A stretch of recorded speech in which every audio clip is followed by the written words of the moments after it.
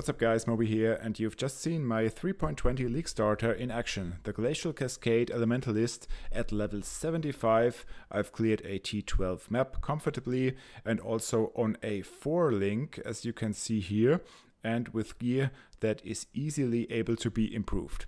The builds can handle anything in the game except for maybe the Ubers. It feels really good. You have the Glacial Cascade and the Herald of Ash action with the explosions, which looks and sounds really nice, really satisfying playstyle in my opinion.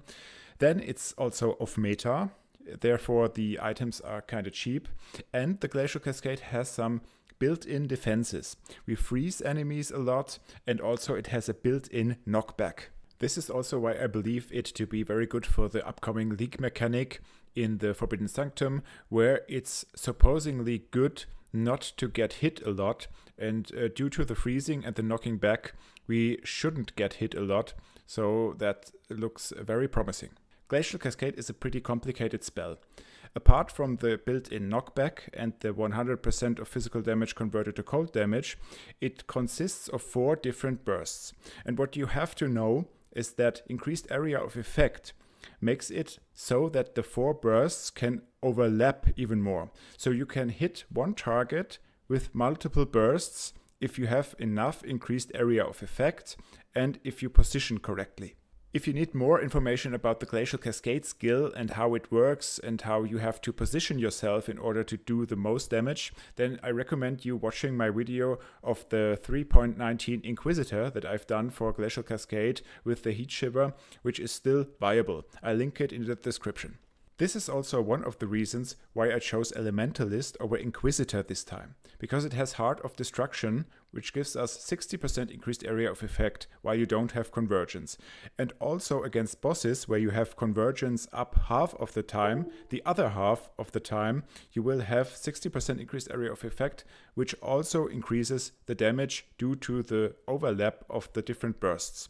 2 more reasons why I chose the Elementalist over the Inquisitor is due to the fact that the Inquisitor received 2 different nerfs, one direct and one indirect nerf. The direct nerf hit Pious Path, so the regeneration isn't as high as it used to be. And the indirect nerf is the removal of Archnemesis. Archnemesis made the Inquisitor a no-brainer because you could ignore elemental resistances of the monsters. And Archnemesis monsters had huge elemental resistances. But now that they are gone, it is much easier to bring enemies into negative resistances, especially with Mastermind of Discord and Exposure. So this is why we want Elementalist in order to get negative elemental resistances on the enemy instead of just having it to be 0 with the Inquisitor. So let's have a look at the mandatory gear. This build is designed around Heat Shiver, which makes us gain cold damage as extra fire per chill effect, and against frozen enemies we gain 100% of cold as extra fire. On top of that, we also get 60% increased mana regeneration rate, and this helmet is available at level 20. It usually costs like 1 chaos, maybe 2 or 3 chaos in the early days of the league. In order to make best use of Heat Shiver, we need to have a high chance to freeze. In the early stages of the game, while leveling, we can achieve that by grabbing this one, 30% chance to freeze enemies which are chilled, or this one, 10% chance to freeze, and 15% chance to freeze. Later on, we will rather achieve it by having a high crit chance, because with crits we freeze automatically, and also the damage with crits is higher than with regular hits.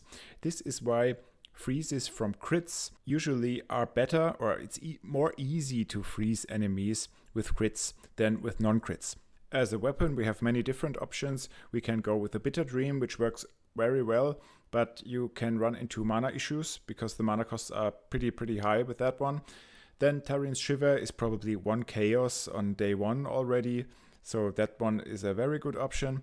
And also I used here the Martyr of Innocence, which is not necessary at all, and it's not that great because it adds lots of fire damage to our spells, which we cannot double by the Heat Shiver. You know, we want to have physical damage or cold damage. The physical damage gets converted by the Glacial Cascade to cold damage, and the cold damage is just cold damage from the beginning. And these two types of damage can then get multiplied by the Heat Shiver. So this weapon isn't ideal, but it's pretty good anyway, so you can use it. As an amulet, I recommend the Yoke of Suffering, which makes our elemental damage being able to shock, and also the enemies take increased damage for each type of ailment we inflict. So that's pretty good, but it's also not mandatory. This item is also available only at level 70, so that's pretty late. You can go with the Elementalists and with Shaper of Storm, which basically does the same thing than this amulet. Maligaro's Virtuosity, especially with an implicit like curse enemies with elemental weakness on hit, makes a lot sense in builds where you have some okay crit chance, like at least 30% maybe, and you do not have any points to spend into crit multiplier. So I recommend these gloves a lot. They enable also better freezes than if we would go non-crit and would go with elemental overload as we do in the very early stages of the game. On all of the other gear pieces, you should just look for life and some resistances.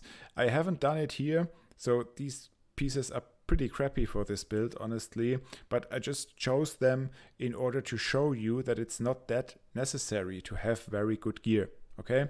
So just life, resistances, and you are basically fine. But if you put on some better gear than me on these gear slots, then you should easily achieve like 3.5k or 4k life, which is necessary, honestly, in higher maps. So that shouldn't be a problem. So let's have a look at the gems. Also here, it's kind of clear that this is not an optimized setup. I chose that in order to show you that with this gear, with the Heat Shiver especially, it is pretty easily achievable to have some nice damage just on a 4-link with not an ideal setup at all. But here I chose Glacial Cascade with Spell Echo. Spell Echo is very important. You need a lot of cast speed in order to make the skill feel good. If it doesn't have enough cast speed, you won't have a lot of fun. So Spell Echo, as soon as it is available, you should use it. Added fire damage is kinda alright, and added cold damage is also kinda alright. Other than that, I recommend Inspiration, for example, and also Trinity. Trinity is very good with this build, but you have to look that you are balancing it correctly so that you gain the bonuses of it. So you have to look at your build if it works for you. Then we have the Vortex on the left click. We linked it to Bone Chill, Power Charge on critical in order to generate power charges easily, and Onslaught so that we get more speed.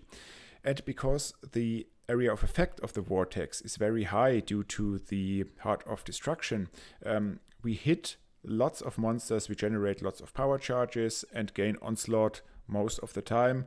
And also we hit them with the Bone Chill, which makes our Glacial Cascade deal more cold damage. Then I have Spell Totem with Wave of Conviction in order to trigger fire exposure on the enemy in order to benefit from Mastermind of Discord.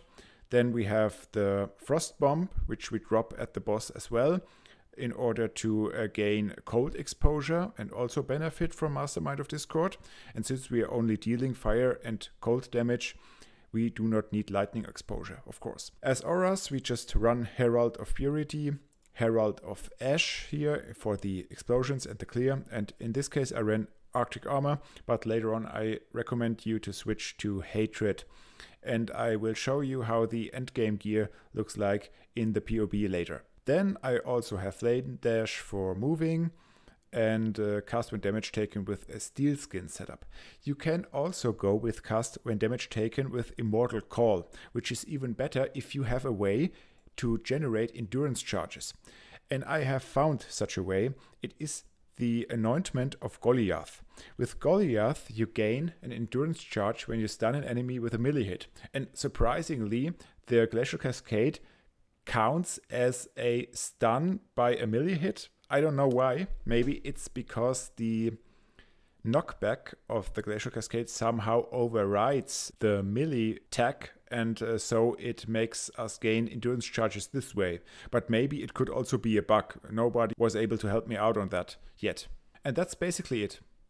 You know, you don't need any more. There are, of course, a few more gadgets that you can use, but that's basically all that you need. So let's have a look at the tree and how to start this build. At first you should go this route, grab the spell damage and go left like here, and then you should grab these nodes. They are very powerful, here and there. Then you can go up here and get to Elemental Overload, which you should definitely pick early on, because your critical strike chance won't be very high in the beginning. Then you should probably either travel this way and go here for the 50% and also for the chance to freeze and also the increased effect of non-damaging elements. Then you should probably go this way here and grab these nodes. And yeah, if you are struggling with cast speed, you can go here first or here first. So these are also very nice. And yeah, you can then grab these ones. For the Ascendancy, you should definitely go with Shaper of Storms in the first lap, because this significantly increases your damage, and the Yoke of Suffering, as we've learned, is only available at level 70. Then, when you go to the second lap, you should respec this and go this way to the Heart of Destruction. Then, with the third lap, you should either go Shaper of Winter, as I've done here, or you should go Bastion of Elements. Bastion of Elements has to be picked in the end because it's pretty powerful, but it only makes sense if you have picked enough notables, because you can take 75 elemental damage per allocated notable passive skills. So early on it doesn't make a lot of sense. Later on, once you have some critical strike chance, like about 30% with power charges up, you can switch to the Maligaros Virtuosity and get rid of the Elemental Overload, because then you can freeze more reliably. Let's have a look at the No Cluster Jewel Endgame Tree. The Ascendancy tree looks like this. We allocate Shaper of Winter by using the Forbidden Flame and Forbidden Flesh jewels. This is usually the cheapest one of them all. It may cost like 50 chaos or maybe 70 chaos, at least for the witch. I guess this should be the cheapest one. And so this is very well achievable. Here we have Intuitive Leap. That one is pretty good for the power charge. Then here we get some block chance. Here some recoup and some herald buffs, as well as some spell block and some spell damage. Other than this, it's kinda unspectacular, honestly. We just go here and there, as you could have seen, so there's no difference to the later leveling tree, I believe. And well, this way we can go Glancing Blows in order to achieve some block chance and some spell block chance. And here you can use a Lethal Pride for double damage and physical damage taken as fire. That is also huge, especially in considering that Bastion of Elements exists. And finally, let's have a quick look at the gear. For the stuff, we use a +3 to level of all physical spell skill gem stuff. Fractured one, so you can craft it with an essence that gives lots of cast speed, and then you can look if there is something that we can use. In this case, it's some lightning damage to spells. That's not even that good, but it's enough to carry you through the end game. Other than that, spell damage is important, of course, cold damage, and also critical strike chance for spells. But keep in mind that critical strike multiplier is not an option due to the Maligaros Virtuosity. Other than that, usually it's just some gear with life and resistances, so that we can achieve like 4.5k life in the end, and that should be enough. If we create endurance charges due to the amulet here with Goliath, and on the tree we have a 4th endurance charge allocated, so that with the Glacial Cascade we can create endurance charges and then we can spend them for Immortal Call. So let's have a look at the gems. In my opinion, Glacial Cascade is best linked with Spell Echo, which you need for the cast speed and for it to make it feel good. Awakened added fire damage, which is very good. It gives us +1 to level of supported gem, and also the Fizz as extra fire.